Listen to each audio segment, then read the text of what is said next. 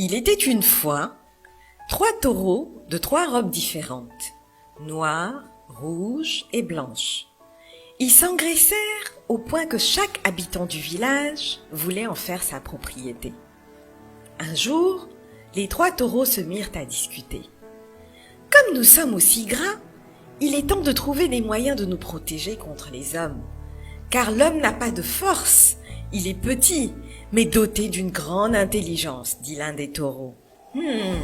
Les hommes peuvent décider un jour de nous immoler.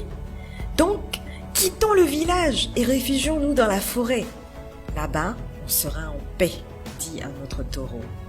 Ils prirent ainsi la décision d'aller s'installer au cœur de la forêt et y vécurent paisiblement pendant quelques semaines.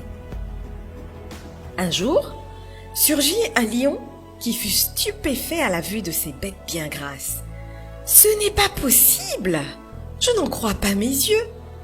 Comment 3 taureaux aussi gras peuvent vivre dans la forêt sans berger et sans propriétaire ?» se dit-il. Le lion s'approcha des 3 taureaux, mais il ne pouvait rien contre eux, car à eux 3, ils étaient d'une force extraordinaire. Un jour, il alla à la rencontre des 3 taureaux et leur parla en ces termes. « Bonjour mes amis, dit-il. Je veux nouer une relation d'amitié avec vous. Je suis le seul lion qui vit dans cette forêt et j'ai peur des chasseurs. Comme vous le savez, les hommes sont féroces. Si nous unissons nos forces, ils ne pourront rien contre nous et nous serons en paix. » Les 3 taureaux se regardèrent et sans réfléchir, ils dirent au lion « Tu as raison. C'est comme si tu étais présent à notre dernière réunion, dit le taureau blanc. Tu as eu la même idée que nous. C'est parce que les hommes sont cruels que nous avons quitté le village pour venir nous installer ici. Soyons unis. » À partir de ce jour, les taureaux et le lion décrétèrent l'union sacrée.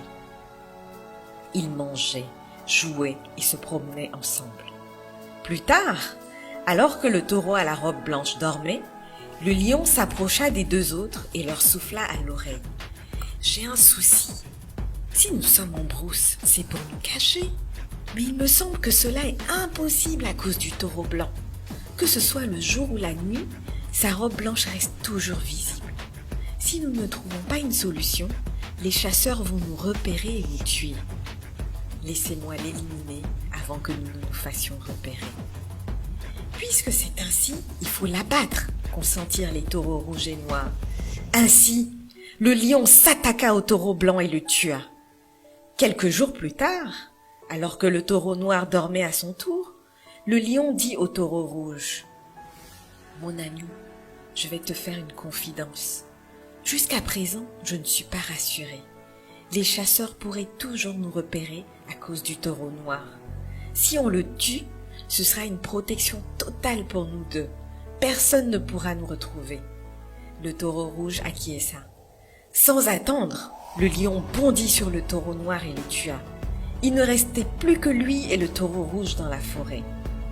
Un jour, le lion dit au taureau rouge « Mon ami, franchement, j'ai faim et je veux manger de la viande. » Le taureau rouge ouvrit grandement les yeux et lui rétorqua « Mon cher ami, si tu as faim, tu n'as qu'à aller à la chasse. » Le lion répondit en riant « Vous ne saviez pas que depuis le début, je vous trompe pour vous dévorer tous?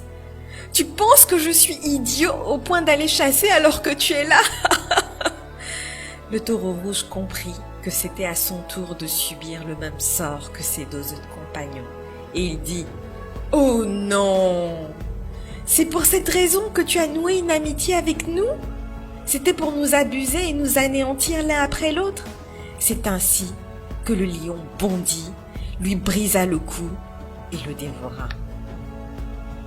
Comme dit l'adage, autant l'union fait la force, autant la discorde expose à une prompte défaite.